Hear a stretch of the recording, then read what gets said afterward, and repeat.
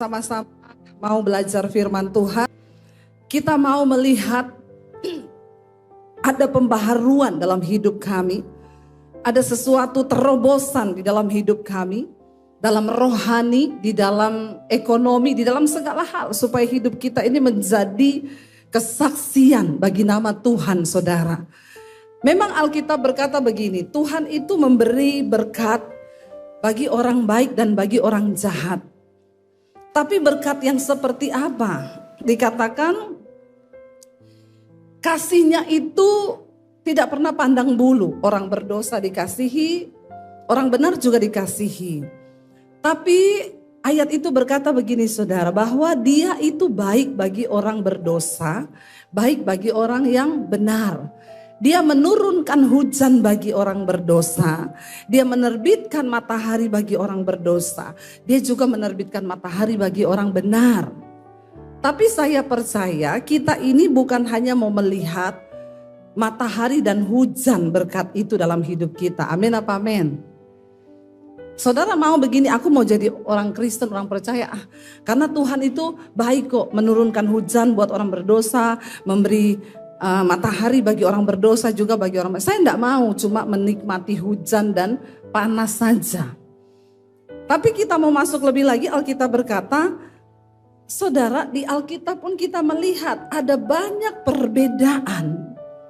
Kenapa ada orang-orang yang hidupnya itu mengalami terobosan dari Tuhan? Bahkan pendeta loh, pendeta itu tidak semua mengalami hal-hal yang luar biasa. Tidak semua, karena memang akan ada perbedaan antara orang-orang yang sungguh-sungguh dengan Tuhan dan yang tidak. Nah, saya pengen hari ini kita belajar dari satu firman Tuhan. Bagaimana sih supaya hidup kekristenan kita ini tidak menjadi biasa-biasa saja, tapi menjadi luar biasa bersama dengan Tuhan. Supaya di 2024 nanti hidup kita semakin menjadi berkat bagi banyak orang. Katakan, kita diberkati bukan untuk diri kita sendiri loh, tapi untuk menjadi berkat bagi kemuliaan Tuhan. Amin. Yuk kita mau belajar dari firman Tuhan. Mari kita buka bersama 2 Raja-Raja pasal 18. Yuk kita buka 2 Raja-Raja pasal yang ke-18. Kita belajar dari seorang raja yang berkenan hidupnya, sehingga dia bisa mengubah nasibnya, bahkan nasib bangsanya, saudara ya. 2 Raja-Raja 18 ayat yang pertama ya, Hizkia Raja Yehuda. Kita baca bersama ayat yang pertama supaya saudara tidak menganggur dan membaca Alkitab. Yuk 1, 2, 3. Maka dalam tahun ketiga zaman Osea bin Ela, Raja Israel, Hizkia anak Ahaz Raja Yehuda menjadi raja. Kita tahu Israel terbagi atas 2 kerajaan, utara dan selatan. Pada zaman itu ya, Hizkia diangkat menjadi raja di Yehuda. Bapaknya itu adalah Raja Ahaz, saudara. Baca ayat yang berikutnya, ayat kedua. Ia berumur 25 tahun pada waktu ia menjadi raja, dan 29 tahun lamanya ia memerintah di Yerusalem. Nama ibunya ialah Abi anak Sakaria. Umur 25 tahun sudah jadi raja loh. Masih muda enggak? Kita waktu 25 tahun kemana? Ya, bersyukur saudara ya. Mari kita hari-hari ini banyak menghitung hari. Umur kita semakin hari semakin bertambah, kita merenungkan, saya ini dipanggil Tuhan berapa tahun ya melayani Tuhan, saya ini hidup bagi dunia berapa tahun, banyak-banyaklah menghitung hari, supaya kita beroleh hati yang bijaksana. Ayat berikutnya, ia melakukan apa?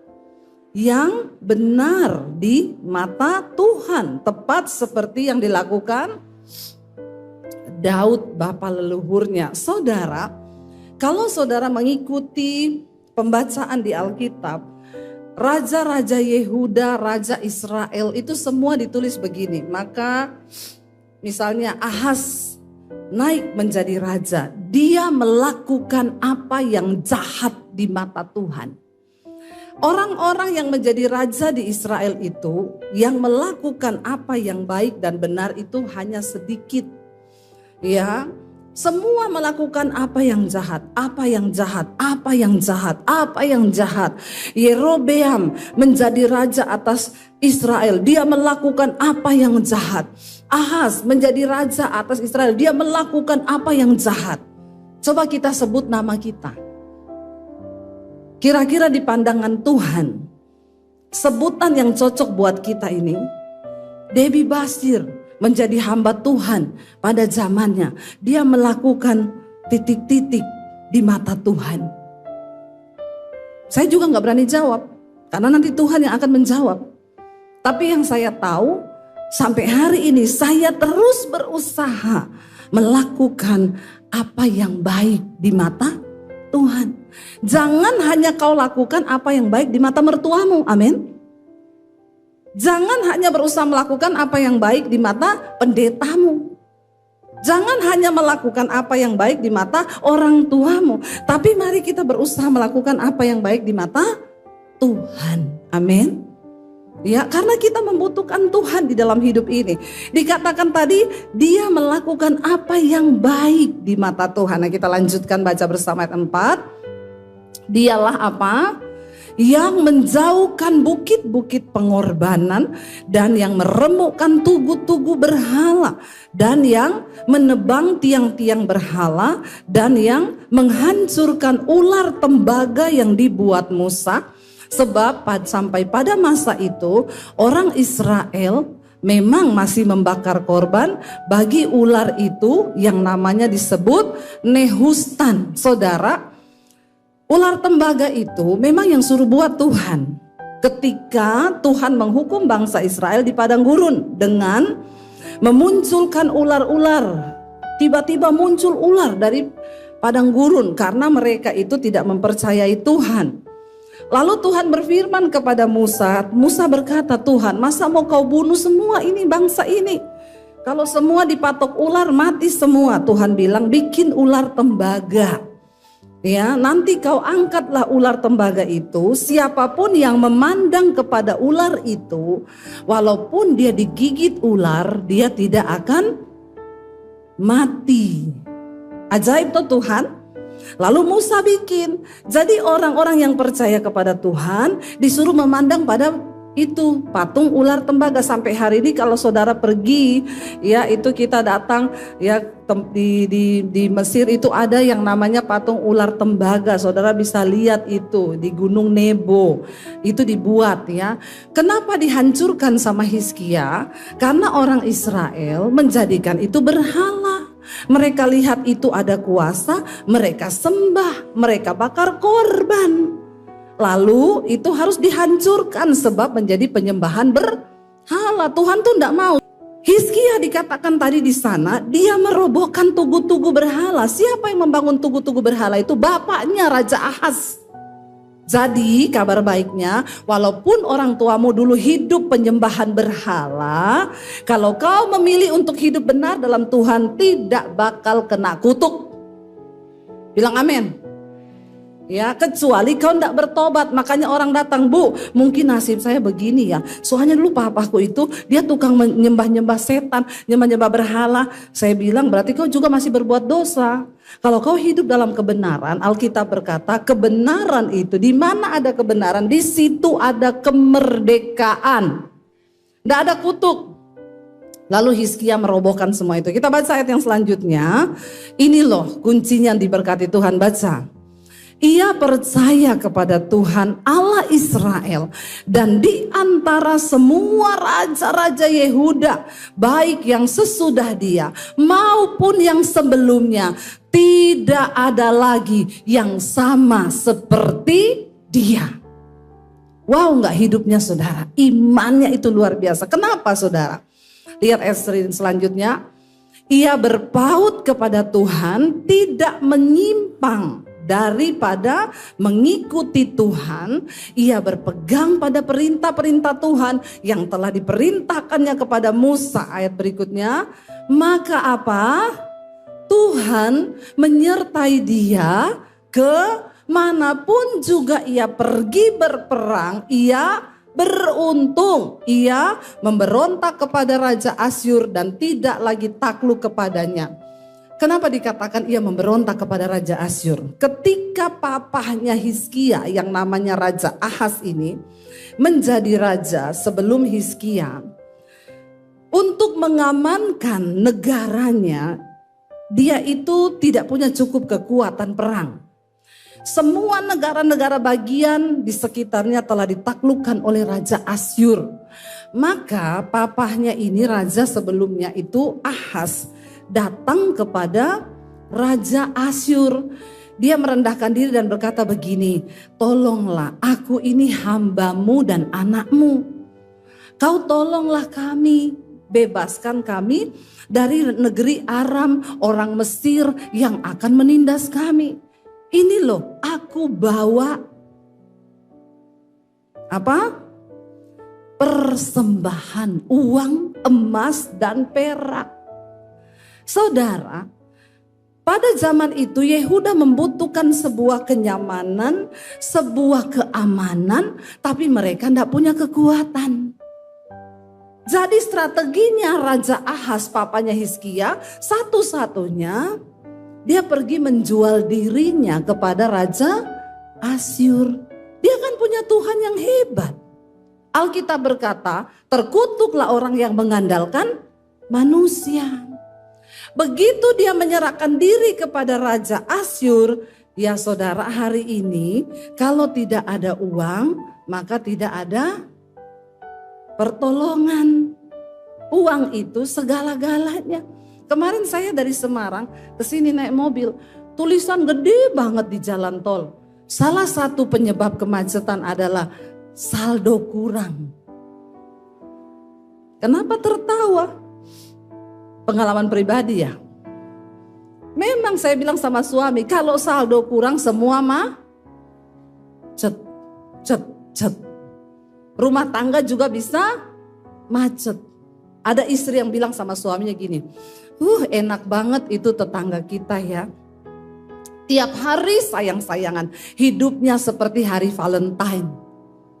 Tiap hari mereka berdua sayang-sayangan, peluk-pelukan. Kalau yang sebelah sana itu mereka punya rumah tangga seperti hari Idul Fitri. Suaminya bilang, kok bisa saling memaafkan setiap hari. Kalau yang belakang itu seperti Imlek. Kok bisa tiap hari dapat istrinya dikasih angpau tiap hari. Karena untuk menjaga istri semakin cantik dan awet muda, bapak-bapak, pertama skincare, kedua suami care, ketiga saldonya care. Kalau enggak ada itu enggak bisa, kata orang dunia. Ya, lalu suaminya tanya begini, kalau rumah tangga kita seperti hari apa? Istrinya bilang hari buruh. Kok bisa hari buruh? Aku tiap hari kerja paksa. Boro-boro minta naik gaji. Demo aja dicuekin. Ada buruh di sini? Jangan bilang amin.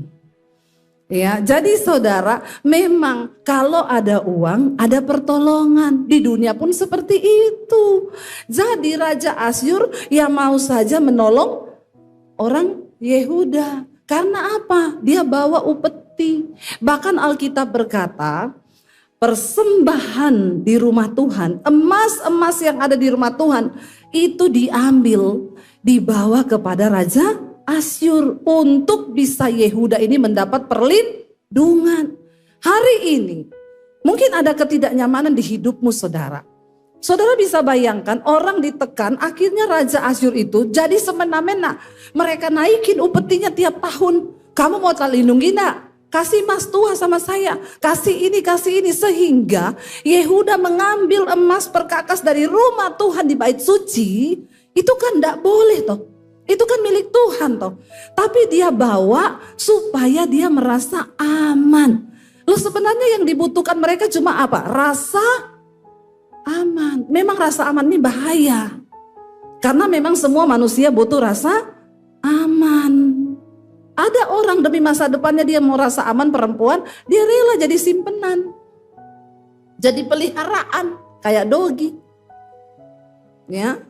Peliharaan itu kan hanya dogi. Kalau ada perempuan-perempuan di sini jadi peliharaan om-om, kau sama kayak dogi. Ya, saya mau bilang saudara ya, mumpung saya kan bukan gembala di sini toh.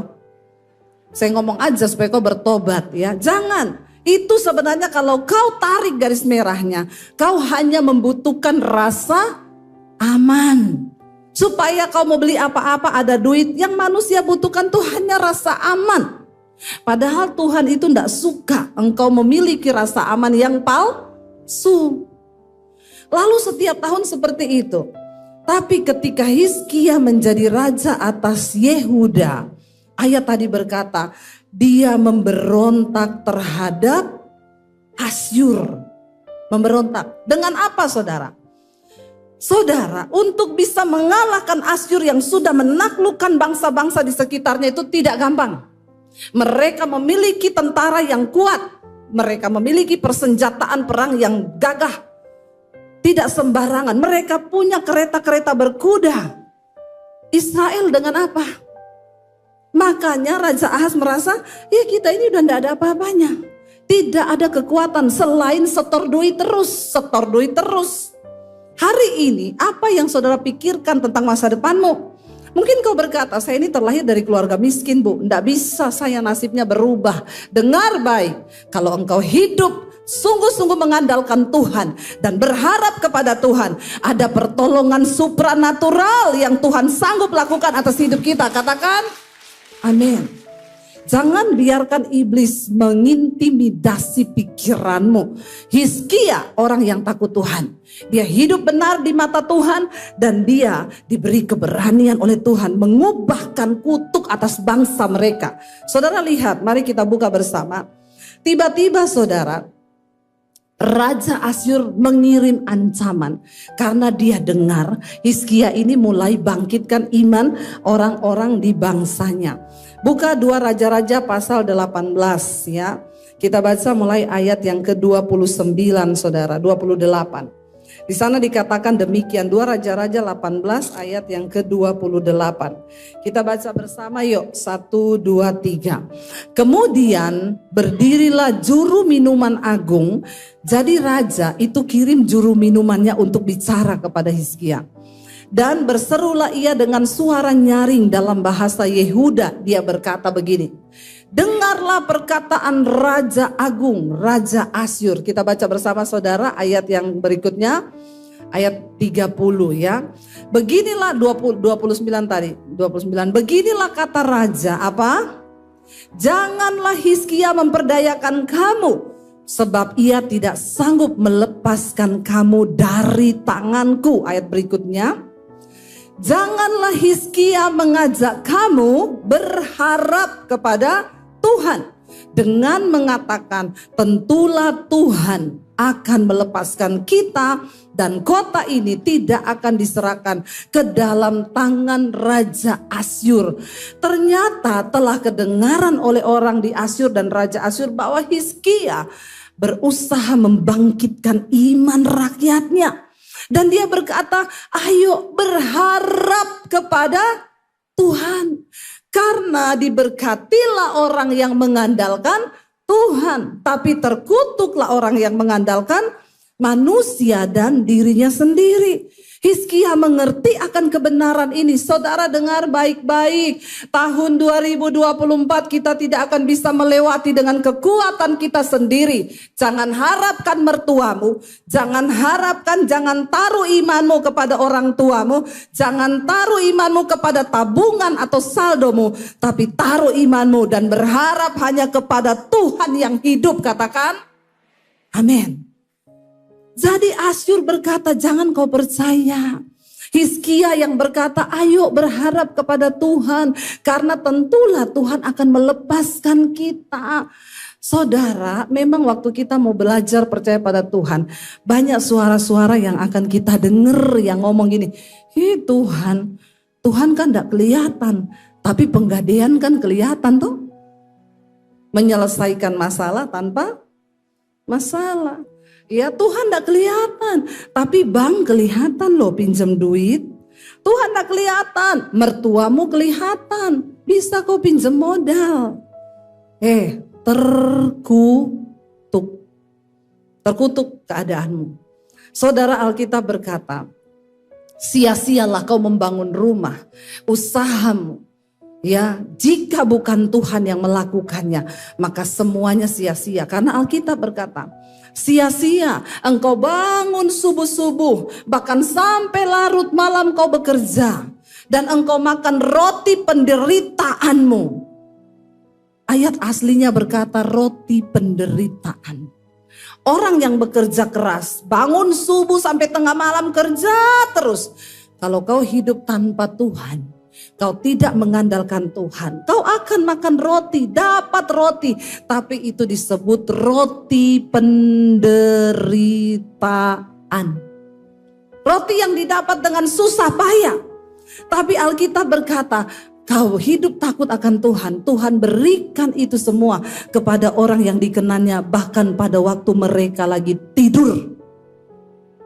Itu perbedaannya, saudara. Nanti saudara bilang lagi bagaimana caranya, enggak usah pikir bagaimana caranya, jebol otak kita. Ikuti Tuhan, nuruti perintahnya. Saya ini loh saksi hidup bagaimana Tuhan membalikkan keadaan saya tanpa saya pikir dengan otak. Siapa yang bisa bayangkan saya bisa jadi YouTuber di tengah masa pandemi? Coba. Ada yang belum subscribe channel saya? Jangan lupa subscribe ya dan share. Loh, tidak ada yang berpikir kan? Bahkan saya pun tidak pernah. Loh, Pak Michael tuh sering tanya saya, Bu, gimana tuh caranya ya? Itu pasti Tuhan ya, Bu. Sekali tayang yang nonton puluhan ribu, ratusan ribu. Loh, saya tidak punya alat yang canggih untuk bisa men-share kemana-mana, untuk bisa bikin itu bisa banyak yang nonton. Tidak ada cara manusia apapun yang bisa melakukan itu. Tapi Tuhan lakukan bagi orang-orang yang dikenannya tanpa kita bersusah payah. Loh, orang itu banyak loh saudara bikin YouTube itu, dia melakukan berbagai cara. Alat yang canggih dia buat. Dia sewa orang-orang untuk pikirin konten apa yang dia mau bikin. Loh, saya ini enggak ada, bahkan kadang saya kalau syuting itu sambil ngantuk karena memang saya capek sekali, pelayanan enggak berhenti. Setiap hari saya syuting. Sampai teman saya bilang, itu loh Deb, orang-orang pada ngomong ke saya, itu Debbie Basir ya, khotbah di Besba Doa cuma gereneng tok loh. Koyo yang nonton banyak loh. Lo gereneng loh. Dan saya itu kan enggak pernah kalau di Besba Doa, saudara, gue enggak. Saudara, firman Tuhan tuh berkata, makanya saudara itu enggak usah iri hati, enggak usah kepait, mau gitu toh. Lah kok bisa yang nonton banyak? Saya ini bukan ahli teologi loh. Saya ini bukan master teologi loh. Tapi apa yang tidak dapat saya lakukan karena keterbatasan saya, itu dilakukan oleh Tuhan bagi orang-orang yang dikenannya. Katakan, saudara mau jadi orang yang berkenan pada Tuhan? Saya ini kok udah keringetan ya, tolong semangat ya. Semangat ya saudara, ini 2024 loh ya. Rubah cara kita beribadah, amin. Kalau saudara dengar khotbah yang benar-benar yes gitu langsung amin. Nggak usah ditanya, ada amin? Lagi ke toilet bu.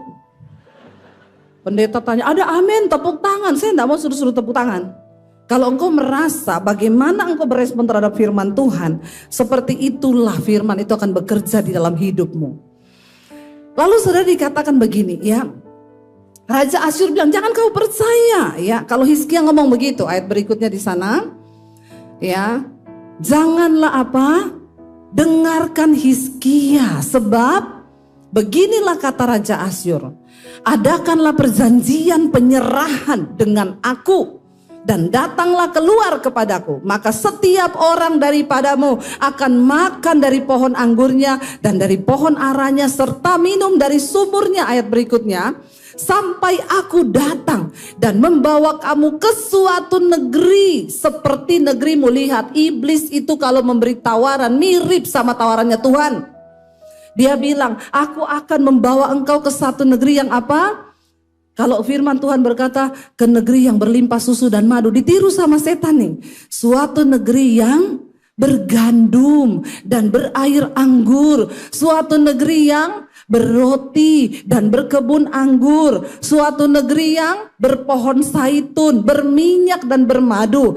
Dan demikian kamu hidup dan tidak mati. Tetapi apa? Janganlah dengarkan Hizkia, sebab ia membujuk kamu dengan mengatakan Tuhan akan melepaskan kita.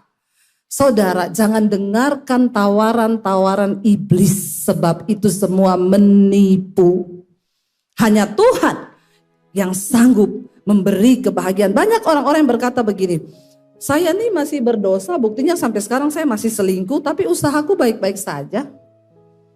Saya masih ada di negeri yang bermadu, walaupun di bawah tekanan Asyur. Walaupun hari ini saya masih terikat dosa. Hati-hati saudara. Akan datang waktunya, nanti kita akan lihat penghukuman apa atas Asyur yang Tuhan berikan. Tidak sampai di situ, Asyur terus melancarkan supaya Yehuda ini tidak memberontak dari mereka dan hidup dalam kemerdekaan. 2 Raja-Raja pasal 19 kita lihat bersama. Raja Asyur menulis surat kepada Raja Hizkia. 2 Raja-Raja 19 ayat 20. 2 Raja-Raja 19 kita lihat saudara ayat yang ke 19. 2 Raja-Raja 19 ayat yang ke 10. Maaf ya, ini memang banyak ayat, saya lompat-lompati aja biar saudara gak mumet karena ternyata waktunya tinggal sedikit. 2 Raja-Raja pasal yang ke 19 ayat yang ke 10, baca bersama yuk. Surat yang ditulis Raja Asyur buat Hizkia. Beginilah harus kamu katakan kepada Hizkia Raja Yehuda. Janganlah Allahmu yang kau percayai itu memperdayakan engkau dengan menjanjikan Yerusalem tidak akan diserahkan ke tangan Raja Asyur. Bayangkan loh, kurang ajar sekali ini Asyur saudara. Dia bilang kau jangan mau ditipu Tuhan. Seringkali ada orang-orang yang bilang gini, kau tuh jadi Kristen cuma ditipu sama Tuhan. Ya kau itu begini-begini, mana kau dapat saudara. Lihat ayat yang berikutnya. Sesungguhnya engkau ini telah mendengar tentang yang dilakukan Raja Asyur kepada segala negeri, yakni bahwa mereka telah menumpasnya. Masakan engkau ini akan dilepaskan? Ayat yang berikutnya, sudahkah para Allah dari bangsa-bangsa yang telah dimusnahkan oleh nenek moyangku dapat melepaskan mereka, yakni apa? Gosan, Haran, ini negeri-negeri yang sudah ditaklukkan Asyur. Resef, Bani Eden yang di Telasar. Di manakah raja negeri Hamat dan Arpad, raja kota Sefaraim, raja negeri Hena dan Iwa? Hizkia menerima surat itu dari tangan para utusan, lalu membacanya. Kemudian apa saudara? Ia pergi ke rumah Tuhan, membentangkan surat itu di hadapan Tuhan. Kalau hari ini kau terima surat tagihan, nggak usah kau foto, terus kau kirim ke Pak Michael. Atau kau kirim ke saya, nggak ada gunanya. Jangan cari manusia. Atau kau foto surat tagihannya, diangkat di story, terus bikin status. Aku percaya Tuhan akan menolong pada waktunya. Dengan harapan ada orang kaya yang lihat terus kasih duit. Terkutuklah orang yang mengandalkan manusia. Waktu Hizkia mendapat ancaman demi ancaman, surat demi surat, Raja Asyur berkata, di mana Allah bangsa-bangsa itu? Sudah aku musnahkan, tidak ada satu Allah pun yang bisa menolong, termasuk engkau. Tidak mungkin Tuhan akan menolong engkau. Waktu Hizkia dapat ancaman, dia tidak bilang begini, siapkan pasukan. Ini berarti peperangan besar. Mari kita latih semua orang-orang kita untuk berjuang. Saudara, 2024 buang semua strategimu. Duduk di kaki Tuhan, libatkan Tuhan di dalam keluarga, bisnismu, pelayanan apapun yang kita kerjakan.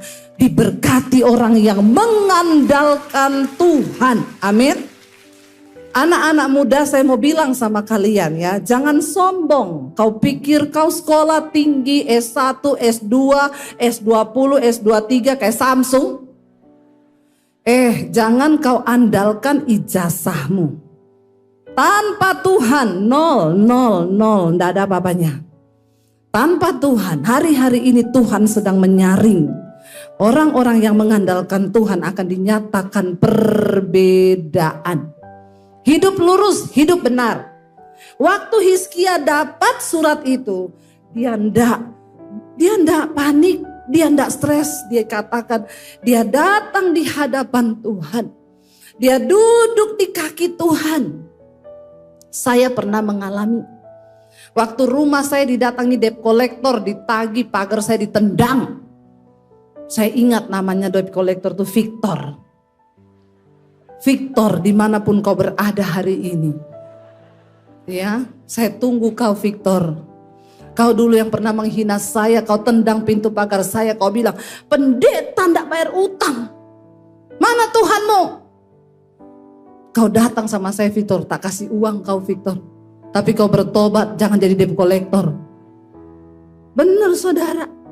Saya duduk di kaki Tuhan ketika rumah saya ditendang. Saya duduk, saya nangis, saya bilang, Tuhan, aku ini loh, aku tidak berniat, tidak bayar utang. Tapi memang tidak ada uang Tuhan, aku sulit hidup, tidak ada apa-apa Tuhan. Saya tidak telepon mami saya tidak telepon mertua saya tidak telepon ipar saya tidak telepon teman saya yang kaya. Saya duduk di kaki Tuhan dan bilang, Tuhan, ini loh surat tagihannya Tuhan, aku tidak bisa melakukan apa-apa. Saudara, ada pertolongan yang supranatural bagi orang-orang yang mau mengandalkan Tuhan. Ada, dan Tuhan itu masih ada bagi setiap orang yang mau setia. Saya ini bukan berkhotbah hanya teori. Saya mengalami semua kisah-kisah di Alkitab itu. Bagaimana kesusahan saya ketika mengikuti Yesus itu. Tapi saudara, Tuhan itu tidak pernah tinggalkan orang yang berharap kepada Dia. Saudara, Tuhan itu tidak pernah tutup mata ketika engkau mengharapkan Dia. Hizkia datang, dia bentangkan surat ancaman itu karena dia tahu dia tidak punya cukup kekuatan untuk melawan Asyur yang begitu kuat dan hebat. Dia cuma bisa duduk di kaki Tuhan dan dia berdoa seperti ini saudara. Dia berkata dengan surat yang dibentangkan di hadapan Tuhan itu. Mari kita lihat ayat yang ke-15. Hizkia berdoa di hadapan Tuhan dengan berkata. Dia bilang apa saudara di sana? Ya Tuhan Allah Israel yang bertahta di atas kerubim, hanya Engkau sendirilah Allah segala kerajaan di bumi. Engkaulah yang menjadikan langit dan bumi. Sendengkanlah telingamu ya Tuhan dan dengarlah doa. Ya bukalah matamu ya Tuhan dan lihatlah perkataan Sanherib yang telah dikirimnya untuk mengaibkan Allah yang hidup. Ya Tuhan, memang raja-raja Asyur telah memusnahkan bangsa-bangsa dan negeri-negeri mereka dan menaruh para Allah mereka ke dalam api, sebab mereka bukanlah Allah, hanya buatan tangan manusia, kayu dan batu, sebab itu dapat dibinasakan orang. Maka sekarang ya Tuhan Allah, selamatkanlah kami. Ya kiranya kami dari tangannya, supaya segala kerajaan di bumi apa? Mengetahui bahwa hanya Engkau sendirilah Allah. Kita lanjut saudara, langsung saja kita baca ayat yang kita lompat ya, waktunya ternyata sudah habis. 32. 2 Raja-Raja 19 ayat 32. Saya cepat ya. Kita baca bersama yuk. 1, 2, 3. Mengenai Raja Asyur, ia tidak akan masuk ke kota ini dan tidak akan menembakkan panah ke sana. Juga ia tidak akan mendatanginya dengan perisai dan tidak akan menimbun tanah menjadi tembok untuk pengepungannya. Ayat berikutnya baca. Wow saudara, dikatakan melalui jalan dari mana ia datang, ia akan pulang. Tetapi ke kota ini ia tidak akan masuk, demikianlah firman Tuhan. 34. Dan aku akan memagari kota ini untuk menyelamatkannya oleh karena aku dan oleh karena Daud hambaku. 35. Maka pada malam itu keluarlah malaikat Tuhan, lalu dibunuhnyalah 185.000 orang di dalam perkemahan Asyur. Keesokan harinya pagi-pagi tampaklah semuanya bangkai orang-orang mati belaka. Sebab itu berangkatlah Sanherib Raja Asyur dan pulang. Lalu tinggallah ia di Niniwe. 37. Pada suatu kali ketika ia sujud menyembah di dalam kuil Nisrok, dewanya itu Allahnya, maka Adramelek dan Sazreser anak-anaknya membunuh dia dengan pedang, dan mereka meloloskan diri ke tanah Ararat. Kemudian Esarhadon anaknya menjadi raja menggantikan dia. Saudara, pertolongan yang supranatural. Malaikat turun dan yang dibunuh itu tidak tanggung-tanggung, dikatakan tadi di sana berapa orang? 185.000. Semua tentara Asyur yang sedang berkemah untuk mengepung Yerusalem. Tiba-tiba dibunuh, saudara, oleh malaikat Tuhan. Percayalah, ada pertolongan yang supranatural bagi orang yang berharap kepada Tuhan.